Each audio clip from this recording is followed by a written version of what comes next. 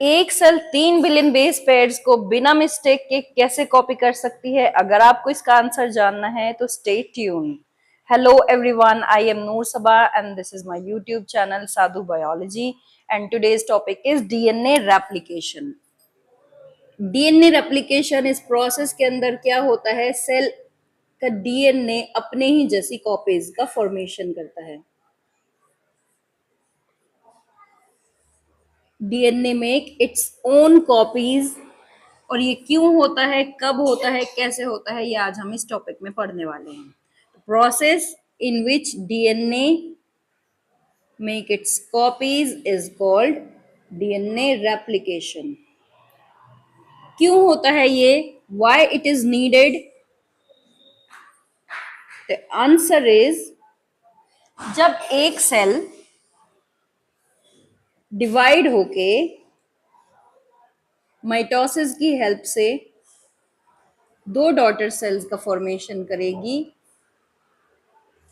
एक parent cell ने दो डॉटर सेल्स का फॉर्मेशन किया है, तो यहाँ पे इस सेल का जो डीएनए है ये क्या होगा? रेप्लिकेट करके डबल हो जाएगा और इन दोनों डॉटर सेल को सेम कॉपीज ऑफ डीएनए मिलेगा।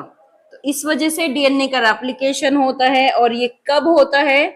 डीएनए रेप्लिकेशन सेल साइकिल के एस फेज के अंदर होता है। DNA replication occur in the S cell cycle के एस फेज के अंदर डीएनए का रेप्लिकेशन होता है। डीएनए रेप्लिकेशन के लिए जो सबसे मेन एंजाइम है, this enzyme is DNA dependent DNA polymerase. तो इस एंजाइम को डीएनए डिपेंडेंट डीएनए पॉलीमरेज इसलिए कहा जाता है क्योंकि ये एंजाइम डीएनए पर ही डिपेंड करता है। डीएनए की टेम्पलेट को यूज करके ये डीएनए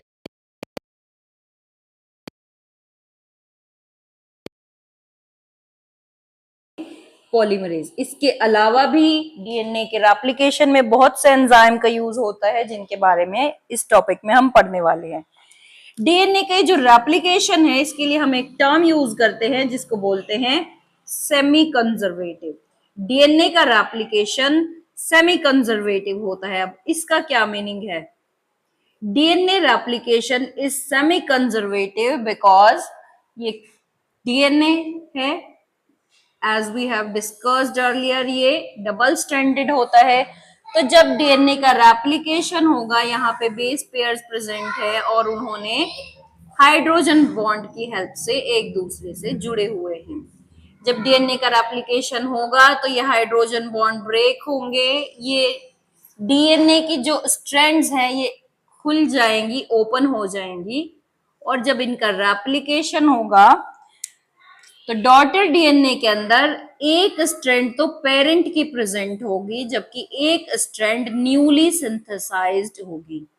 तो हर एक डॉटर डीएनए के अंदर एक स्ट्रैंड पेरेंट की है और एक न्यूली सिंथेसाइज्ड है। That's why DNA replication is known as the semi conservative DNA replication. The DNA replication enzyme is a very fast and very accurate enzyme। ये बहुत तेजी से काम करता है, बहुत एक्यूरेट होता है, लेकिन इसकी काम करने के लिए कुछ शर्तें होती हैं।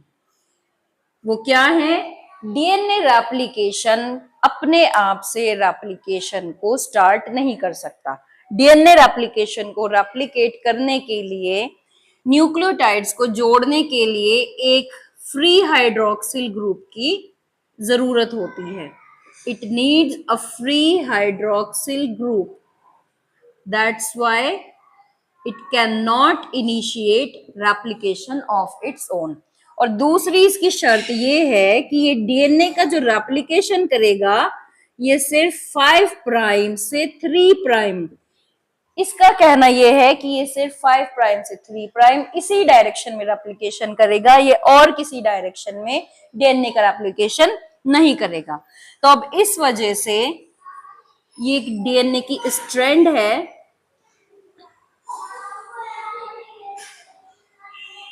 ये इसकी डायरेक्शन है 5 प्राइम, ये 3 प्राइम। तो दूसरी स्ट्रैंड इसकी एंटी पैरेलल होगी, यहाँ पे 3 प्राइम, यहाँ पे 5 प्राइम। अब क्या होगा कि डीएनए का जो रेप्लिकेशन है वो किसी भी पॉइंट पर स्टार्ट नहीं हो जाता। DNA replication always start at a specific point and this specific point is known as ORI, origin of replication. DNA का रेप्लिकेशन सिर्फ ORI पे ही शुरू होता है और किसी पॉइंट पे ये रेप्लिकेशन स्टार्ट नहीं होता। तो ये ORI क्या होते हैं?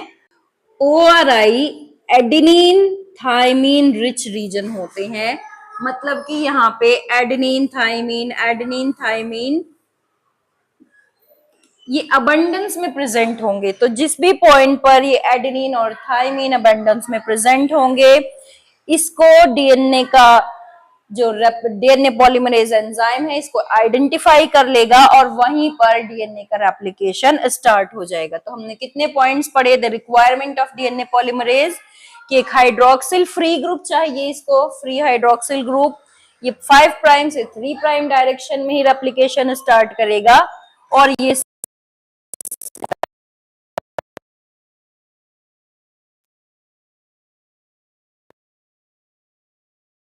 नहीं कर सकता।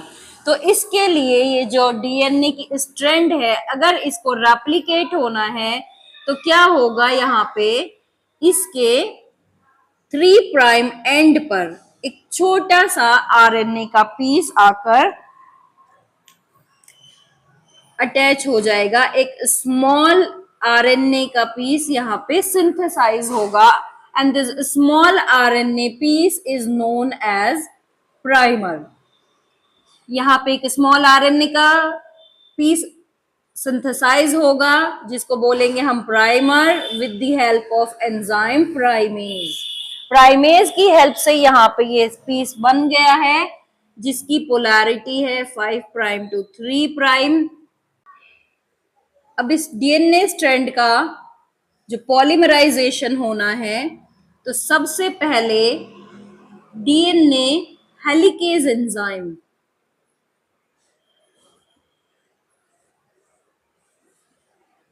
डीएनए हेलिकेज एंजाइम इस डबल स्ट्रैंड के बीच में जो बेस पेयर्स के बीच में हाइड्रोजन बॉन्ड प्रेजेंट है उनको ब्रेक करेगा।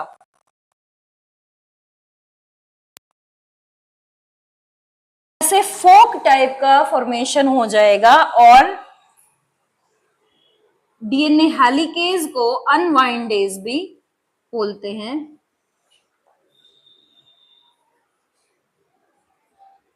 This is also known as अनवाइंडेज। इसने क्या किया? इसने ब्रेकेज ऑफ हाइड्रोजन बॉन्ड किया।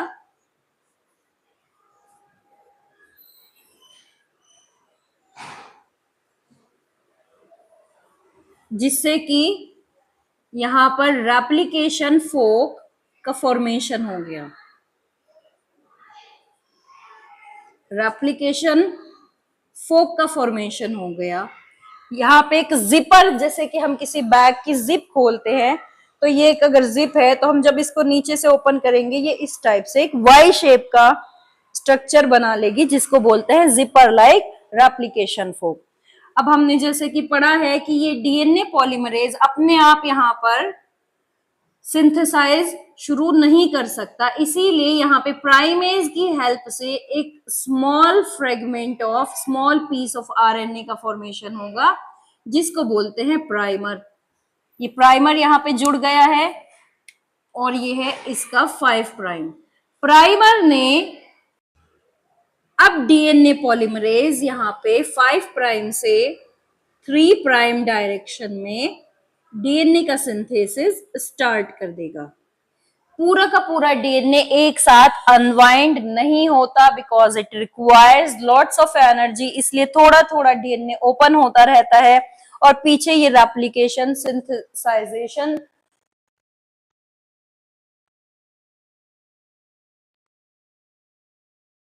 डीएनए का फॉर्मेशन चलता रहेगा। लेकिन क्योंकि हमने अभी पढ़ा है कि डीएनए का रेप्लिकेशन सिर्फ 5 प्राइम टू 3 प्राइम डायरेक्शन में होगा, इस वाली स्ट्रैंड पर अपोजिट डायरेक्शन में डीएनए का फॉर्मेशन होगा।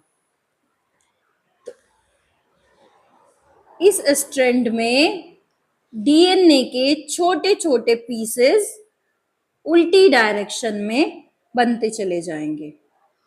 तो डीएनए रेप्लिकेशन क्या कर रहा है, जिपर स्टाइल में ओपन हो रहा है, एक स्ट्रैंड में कॉन्टिन्यूअसली लगातार डीएनए का रेप्लिकेशन हो रहा है। लेकिन ये जो दूसरी स्ट्रैंड है इसमें क्या होगा कि डीएनए रेप्लिकेशन इस साइड में उल्टी डायरेक्शन में जब फॉर्मेशन होगा तो फिर ये वापस से जाएगा पीछे की साइड में और फिर से एक और पीस डीएनए का बनाएगा, फिर ये और ओपन होगा और थोड़ा खुल जाएगा,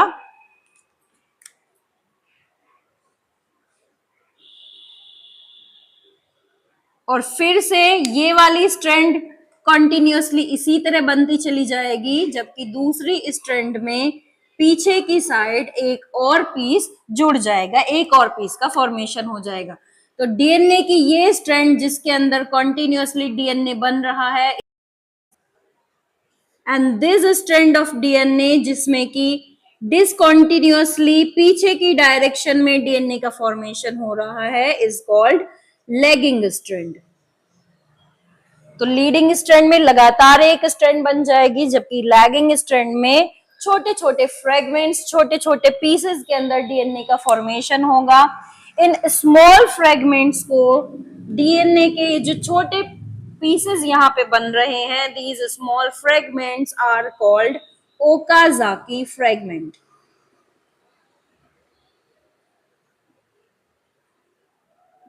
ओकाजाकी फ्रेगमेंट कहते हैं, and these Okazaki fragments are joined with the help of enzyme DNA ligase। बाद में इन पीसेस को DNA ligase एंजाइम से जोड़ दिया जाता है।